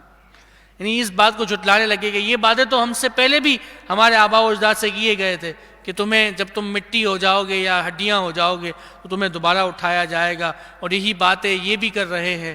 تو یہ صرف اور صرف کہانیاں ہیں اور کچھ نہیں ہے۔ معاذ اللہ اس طرح کافر اس بات کو جھٹلانے لگے۔ قل لمن الارض ومن فیہا ان کنتم تعلمون، تم فرماؤ کس کا مال ہے زمین اور جو کچھ اس میں ہے اگر تم جانتے ہو۔ یعنی اگر تم کافروں سے پوچھو نا کہ یہ زمین کس کی ہے اور جو کچھ اس زمین پہ نعمتیں ہیں یہ کس کی ہیں، سیقولون للہ، اب کہیں گے کہ وہ تو اللہ کی ہیں۔ یعنی یہ بات ضرور مانتے ہیں کہ یہ اللہ رب العزت نے پیدا کی ہیں۔ قل، اے محبوب آپ ان سے فرما دیجئے، افلا تذکرون، پھر کیوں نہیں سوچتے کہ جب سب کچھ اللہ کا ہے تو پھر اس کی عبادت کیوں نہیں کرتے، ان بتوں کو شریک کیوں ٹھہراتے ہو؟ قل، اے محبوب آپ ان سے فرمائیں، من رب السماوات السبع ورب العرش العظیم، کہ کون ساتوں آسمان کا رب ہے اور کون مالک ہے بڑے عرش کا؟ سیقولون للہ، اب کہیں گے وہ تو اللہ ہے۔ یعنی اس بات کو بھی تسلیم کرتے ہیں کہ وہ اللہ ہی مالک ہے۔ قل، اے محبوب آپ ان سے فرما دیں، افلا تتقون، تو پھر کیوں نہیں ڈرتے؟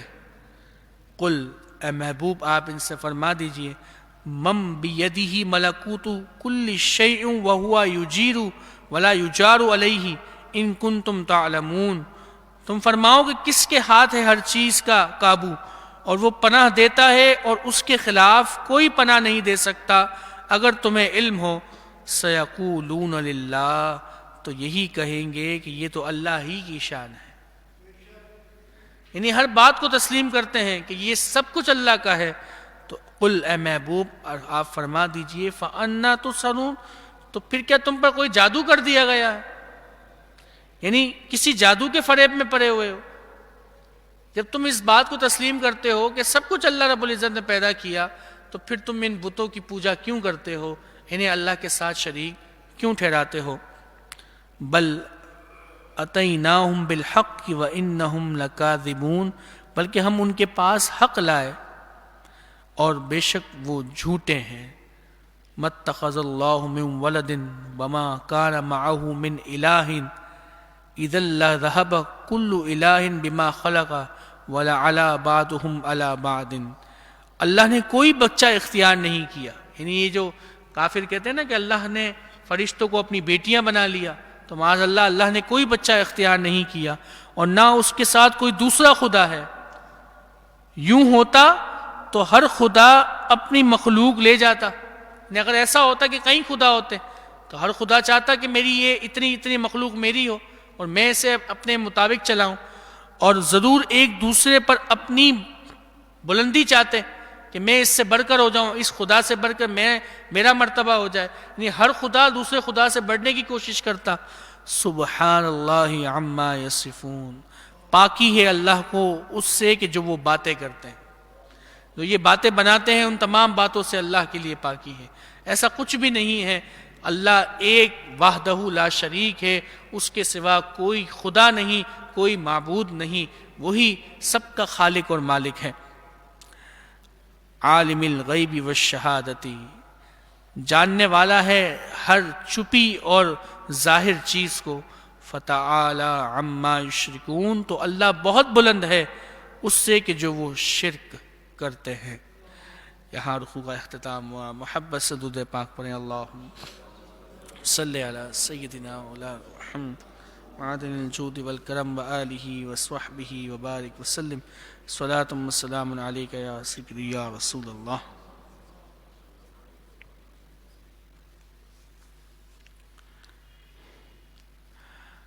آگے اللہ رب العزت ارشاد فرماتا ہے، قل ربی اما ترینی ما یوعدون، تم عرض کرو کہ اے میرے رب اگر تو مجھے دکھائے جو انہیں وعدہ دیا جاتا ہے۔ اما ترینی ما یوعدون، جو انہیں مجھے دکھائے جو انہیں وعدہ دیا جاتا ہے۔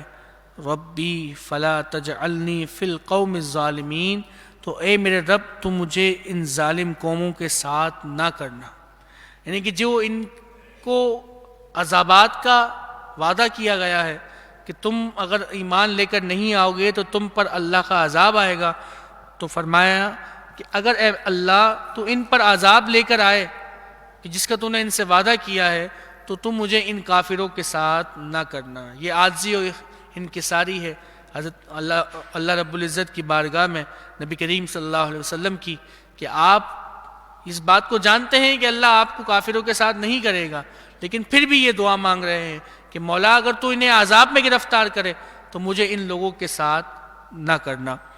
وَإِنَّا عَلَىٰ أَن نُرِيَكَ مَا نَعِدُهُمْ لَقَادِرُونَ، بے شک ہم قادر ہیں کہ تمہیں دکھا دیں جو انہیں وعدہ دے رہے ہیں۔ ادفع باللتی ہی احسن السیئہ، اور سب سے اچھی بھلائی سے برائی کو دفع کرو، یعنی کہ سب سے بہترین طریقہ جو ہو اس طریقے کے ذریعے، اس اچھائی کے ذریعے جو بری چیز ہے اس کو دفع کرو۔ یہ ایک عام قاعدہ بیان کر دیا گیا کہ چاہے بات کفر کی ہو یا کسی بھی گناہ کی، اگر کس کو دور کرنا ہے، سامنے والے کو کی اصلاح کرنی ہے، تو سب سے بہترین طریقہ اختیار کرو کہ جس کے ذریعے وہ اس گناہ سے باز آ جائے، اس کفر سے باز آ جائے اور وہ ہدایت کے راستے پر ہو جائے۔ نحن عالم بما یصفون، ہم خوب جانتے ہیں جو باتیں یہ بناتے ہیں۔ وقل ربی اعوذ بک من ہمزات الشیاطین، اور تم عرض کرو کہ اے میرے رب تیری پناہ شیاطین کے وسوسوں سے، میں تیری پناہ مانگتا ہوں شیاطین کے وسوسوں سے۔ واعوذ بک ربی ان یحضرون، اور اے میرے رب تیری پناہ کہ وہ میرے پاس آئیں۔ اللہ رب العزت ہمیں بھی شیاطین کے وسوسوں سے محفوظ فرمائے۔ حتی اذا جاء احدهم الموت، یہاں تک کہ جب ان میں کسی کو موت آئے، قال رب ارجعونی، تو کہتا ہے اے میرے رب تو مجھے لوٹا دے دنیا میں، تو مجھے دنیا میں واپس لوٹا دے۔ لعلی اعمل صالحا فیما ترکت، شاید اب میں کچھ بھلائی کماؤں اس میں کہ جو چھوڑ آیا ہوں۔ یعنی جب کافر کو موت آئے گی تو وہ کیا کہے گا کہ اب مجھے واپس لوٹا دے، میں دنیا میں جا کر نیک اعمال کروں گا۔ یہ عبرت ہے ہم مسلمانوں کے لیے بھی کہ جو کچھ کرنا ہے اس دنیا کی زندگی میں کر لیں۔ اگر یہ موت ہمارے سامنے آ گئی اور موت آ گئی تو پھر ہم یہ نہیں کہہ سکیں گے کہ مولا تو ہمیں دوبارہ دنیا میں لوٹا دے کہ ہم جا کر اس میں نیک اعمال کریں، جو ہم نے تیری نافرمانیاں کی ہیں وہ سب ہم اس کے بدلے میں اچھے اچھے کام کریں، تیری پانچوں وقت نمازیں پڑھیں، قرآن کی تلاوت کریں، جو تیری عبادت والے، تیری رضا والے، جو تیری عبادت کے کام تھے وہ کریں، تیری رضا والے کام کریں، تیرے نبی کی سنتوں پر چلیں۔ تو یہ جو وقت ملا ہے اسی وقت کو غنیمت جانیں، اس کے بعد یہ وقت لوٹ کر نہیں آئے گا، پھر انسان کے پاس سوائے حسرت کے اور کچھ بھی نہیں ہوگا۔ تو فرمایا کہ جب وہ کہیں گے کہ ہمیں لوٹا دو، کلا، ہرگز ایسا نہیں ہے، انہا کلمۃ ہوا قائلھا، یہ تو ایک بات ہے کہ جو وہ اپنے منہ سے کہتا ہے۔ وَمِن وَرَائِهِمْ بَرْزَخٌ إِلَى يَوْمِ يُبْعَثُونَ، اور ان کے آگے ایک آر ہے اس دن تک کہ جس دن میں وہ اٹھائے جائیں گے۔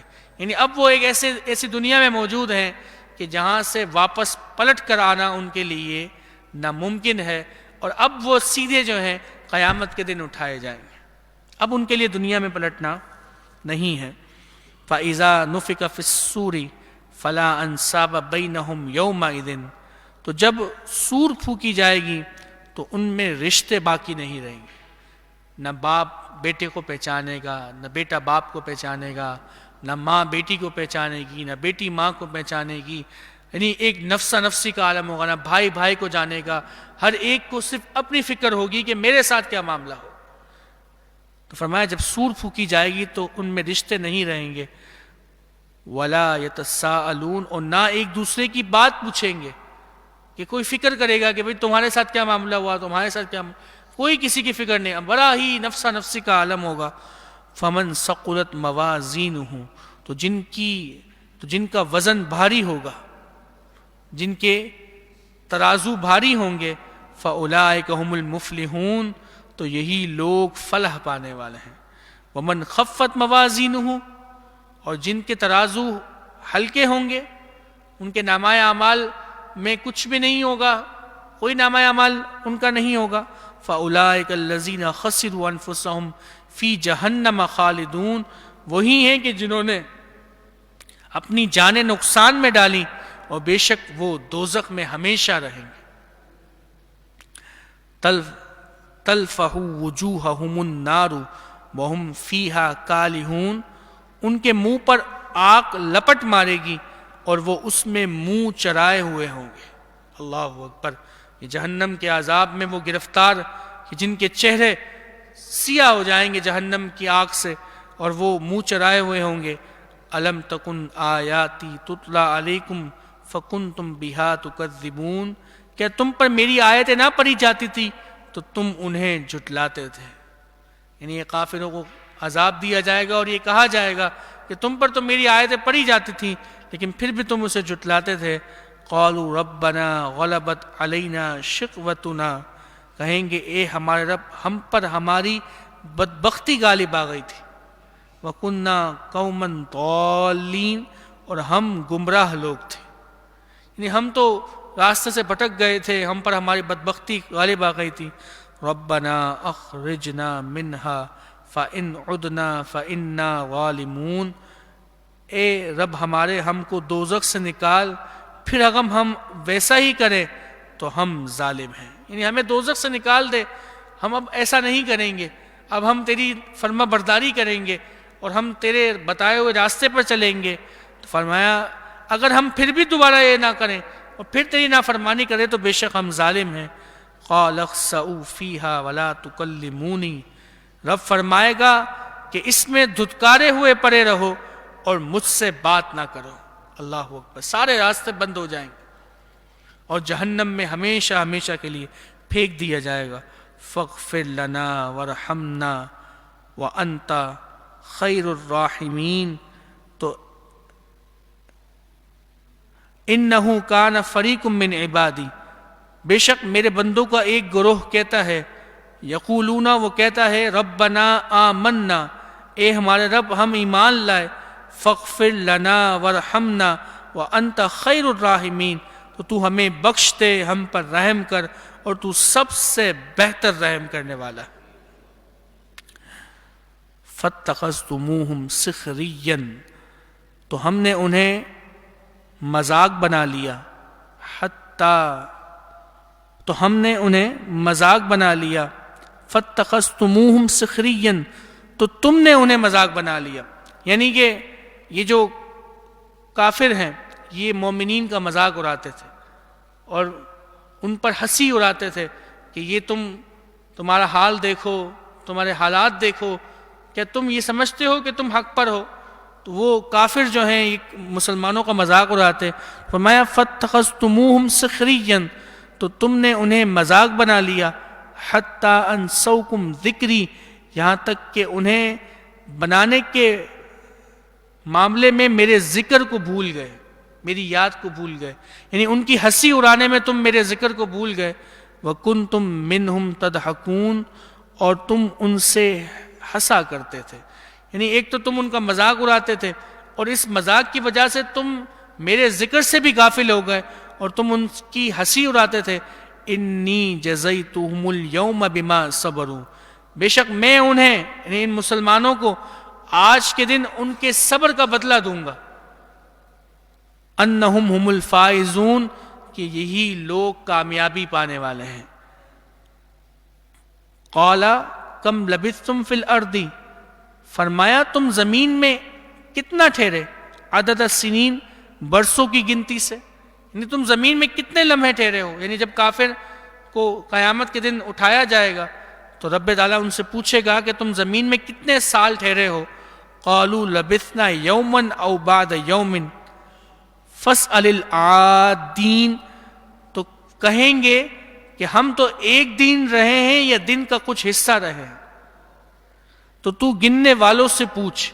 یعنی کہ کافر جب قیامت کے دن اٹھائے جائیں گے نا تو قیامت کی ہولناکیوں کو دیکھ کر اور اس کے دن کی طوالت کو دیکھ کر کہ 50,000 سال کا ایک دن، تو کافر یہ کہنے لگیں گے کہ یہ تو 50,000 سال کا دن، اس دن کو دیکھ کر وہ یہ کہنے لگیں گے کہ ہم نے تو دنیا میں کچھ دن گزارے ہی نہیں ہیں.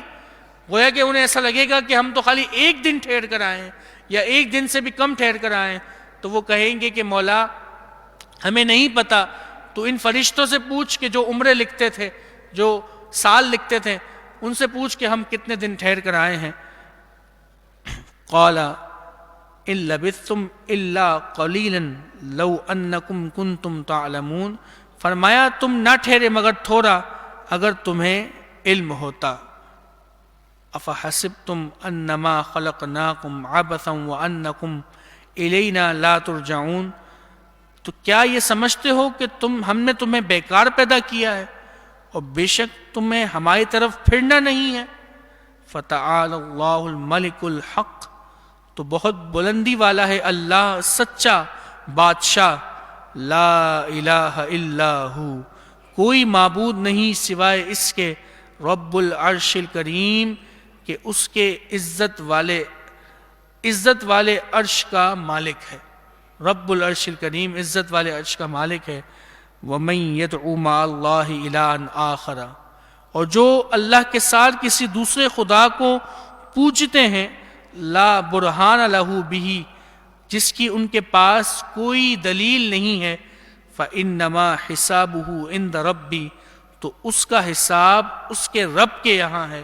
إِنَّهُ لَا يُفْلِحُ الْكَافِرُونَ، بے شک کافروں کا کوئی چھٹکارا نہیں ہے، وہ کامیابی حاصل کرنے والے نہیں ہیں. وَقُلْ رَبِّ اغْفِرْ وَارْحَمْ وَأَنْتَ خَيْرُ الرَّاحِمِينَ، اور تم عرض کرو اے میرے رب، اغفر تو بخش دے، ورحم رحم فرما، وَأَنْتَ خَيْرُ الرَّاحِمِينَ، اور تو سب سے بڑھ کر رحم فرمانے والا ہے. یہاں آمین اللہم آمین. یہاں رکوع کا اختتام ہوا. محبت سے درود پاک پڑھیں. اللہم صلی علی سیدنا مولانا محمد معدن الجود والکرم بآلہ وصحبہ وبارک وسلم. صلاۃ و سلام علیکہ یا سیدی یا رسول اللہ.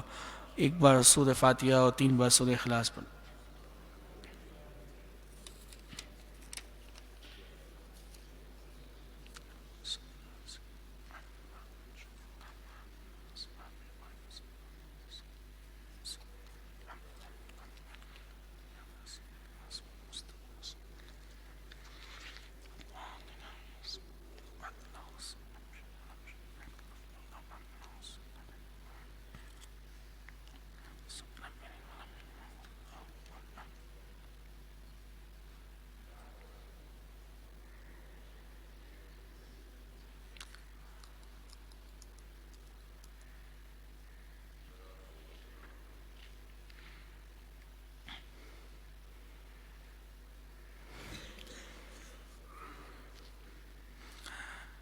الحمد للہ رب العالمین، الصلاۃ والسلام علی سید الانبیاء والمرسلین.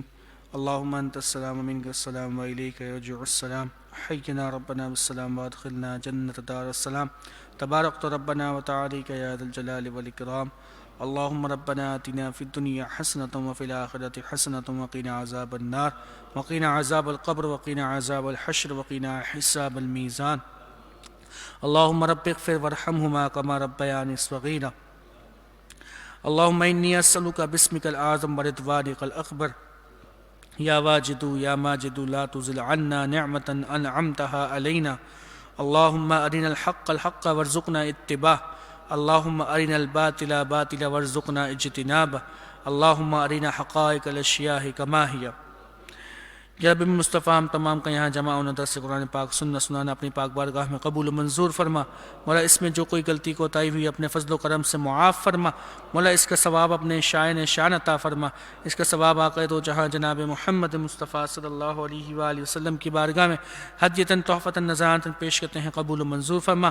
آپ کے وسیلے جلیلہ سے تمام بے کرام، تمام صحابہ کرام، تمام صحابیات، خلفاء راشدین، امہات المؤمنین، اشرف مبشرہ حضور نبی کریم صلی اللہ علیہ وآلہ وسلم کے والدین کریمین طیبین طاہرین، تمام شہداء بدر و احد و حنین و کربلا، بالخصوص سید الشہداء سیدنا حمزہ، تمام تابعین، تابعات، تبع تابعین، تبع تابعین، ائمہ کرام، ائمہ اہل بیت اطہار، ائمہ مجتہدین، تمام مفسرین، محدثین، معلمین، مدرسین، محققین، اولیاء، بزرگان مشائخ، بالخصوص حضور غوث اعظم کے والدین و طیبہ سے ہماری راج رکھنے والے حضور سیدنا غوث اعظم کو پیش کرتے ہیں، قبول و منظور فرما.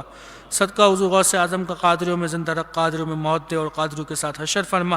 حضور غوث اعظم کے صدقے سے اس کا ثواب تمام اولیاء کرام، خواجہ خواجگان، خواجہ دغن بش علی حجویری، بابا فرید گنج، شیخ عبداللہ، شیخ غازی عبداللہ شاہ صابر نور شاہ، بابا خواجہ، بابا قطب عالم شاہ بخاری اور جتنے کرام شرکن گربن شمار جنوب جہاں کا آرام فرما ہے، بالخصوص جن کے آراس بنائے جا رہے ہیں، مولانا نور احمد غلام بنی شاہ عرف سمندری بابا، حضرت کریم قاضی مشتاق احمد حیدری نقشبندی، حضرت علامہ مفتی صابر امجدی، حضرت فقیر محمد المعروف نقشبندی صاحب کو پیش کرتے ہیں، قبول و منظور فرما. مولا ان کے فیض و برکات سے ہمیں مستفیض فرما. مولا اس کے ثواب اعلیٰ حضرت اعلیٰ خلفاء علیہ صاحبزادے خلفاء محدثان پاکستان علامہ شاہ محمد نورانی صدیقی، قاری مصلح الدین علیہ رحمہ، علامہ سید شاہ تراب الحق قادری، مفتی اختر رضا خان صاحب، امیر المجاہدین حضرت علامہ خادم حسین نظوی، غازی ملت قاضی ممتاز حسین قادری شہید، حضرت عبدالقیوم شہید، غازی علم الدین شہید اور تمام غازین اسلام، شہداء ختم نبوت، شہداء ناموس و رسالت، شہداء فیض آباد کو پیش کرتے ہیں، قبول و منظور فرما.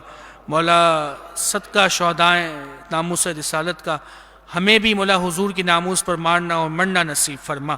مولا دین اسلام کی خاطر اپنا سب کچھ قربان کرنے کی توفیق عطا فرما.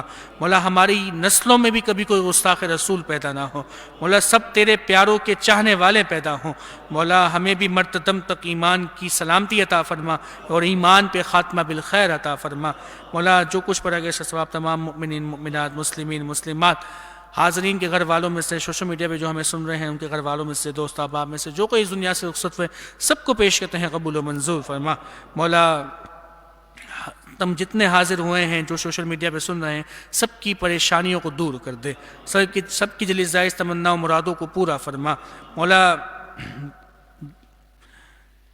بالخصوص مولا جتنے حاضر ہیں ان کے والدین میں سے جو حیات ہیں، مولا تمام کے والدین کو دراز عمر بالخیر عطا فرما. مولا والدین کو مکمل صحت یابی عطا فرما. اور جن کے والدین بیمار ہیں، بالخصوص مولا میری والدہ بیمار ہیں، والد صاحب بیمار ہیں، مولا تمام بیمار مسلمانوں کو، بالخصوص یہاں سیدہ صاحب کے بارے میں کہا گیا، محمد علی صاحب کے بارے میں کہا گیا، مولا جتنے بھی بیمار مسلمان ہیں، نبی کریم صلی اللہ علیہ وآلہ وسلم کے لعاب دہن اقدس کے صدقے تمام بیمار مسلمانوں کو شفا عطا فرما. مولا شفا کاملہ عاجلہ متواترہ عطا فرما. مولا اس سے دعا مانگتے ہیں جو مقروض بارکت سے نجات عطا فرما، جو بے گھر ہیں ان کو ذاتی مکان عطا فرما، بے اولاد کو نیک سال اولاد عطا فرما، اولاد والوں کو اولاد کی خوشیاں دیکھنا نصیب فرما. مولا جو جس مقصد کے لیے حاضر ہوا ہے اسے اس مقصد، جائز مقصد میں کامیابی عطا فرما. مولا حرمین شریفین کی باادب حاضری عطا فرما، رمضان مدینہ عطا فرما، ہر سال حج مبرور و مقبول کی سعادت عطا فرما. مولا تحریک لبیک پاکستان کو دن دگنی رات چگنی ترقی عطا فرما. مولا اسے حاسدین کی حسد سے، ظالموں کو ظلم سے محفوظ فرما. مولا اس کے جتنے چاہنے والے ہیں، جتنے اس کے ساتھ تعاون کرنے والے ہیں، جو اس کے مولا کارکنان ہیں، جو مولا اس کے امیر ہیں، مولا سب کی خیر فرما، ہر ایک کی غیب سے مدد فرما، ہر ایک کو ظالم کے ظلم سے نجات عطا فرما، ہر ایک کو حاسدین کے حسد سے محفوظ فرما. مولا نظام مصطفیٰ عطا فرما، ملک پاکستان کی خیر فرما، اسے اندرونی بیرونی سازشوں سے محفوظ فرما. جہاں کئی مسلمان مولا ظلم و ستم کا شکار ہیں، تمام کی غیب سے مدد فرما. مولا تمام دشمنان اسلام کا منہ کالا فرما. مولا اسلام کو عروج اور غلبہ عطا فرما، مسلمانوں کو عروج اور غلبہ عطا فرما، مولا ہمیں دین اسلام کی خدمت کرنے کی توفیق عطا فرما، اس کے لیے اپنا سب کچھ قربان کرنے کی توفیق عطا فرما، تیرے راستے پر چلنے کی توفیق عطا فرما، تیری رضا والے کام کرنے کی توفیق عطا فرما، تیرے پیارے حبیب صلی اللہ علیہ وآلہ وسلم کی سنتوں پر عمل پیرا ہونے کی توفیق عطا فرما، مولا جو مانگ سکے عطا فرما، جو نہ مانگ سکے اپنے فضل سے اپنے کرم سے عطا فرما۔ میں کیوں کہوں مجھے یہ عطا ہو وہ عطا ہو، وہ دو کہ ہمیشہ میرے گھر پر قبلہ ہو، مٹی نہ ہو برباد پس سے مرگ الہی، جب خاک اڑے میری تو مدینے کی ہوا ہو، ببرکت ان اللہ و ملائکتہ یصلون علی النبی یا ایھا الذین آمنوا صلوا علیہ وسلموا تسلیما، اللہم صل علی سیدنا نبینا مولانا محمد معدن الجود والکرم بآلہ واصحابہ وبارک وسلم۔ مولا تجھ سے دعا مانتے ہیں غازی تنویر قادری غازی ڈاکٹر عافیہ صدیقی کو مولا شاندار رہائی عطا فرما، وصلی اللہ تعالی علی خیر خلقہ سیدنا محمد وآلہ واصحابہ اجمعین برحمتک یا ارحم الراحمین۔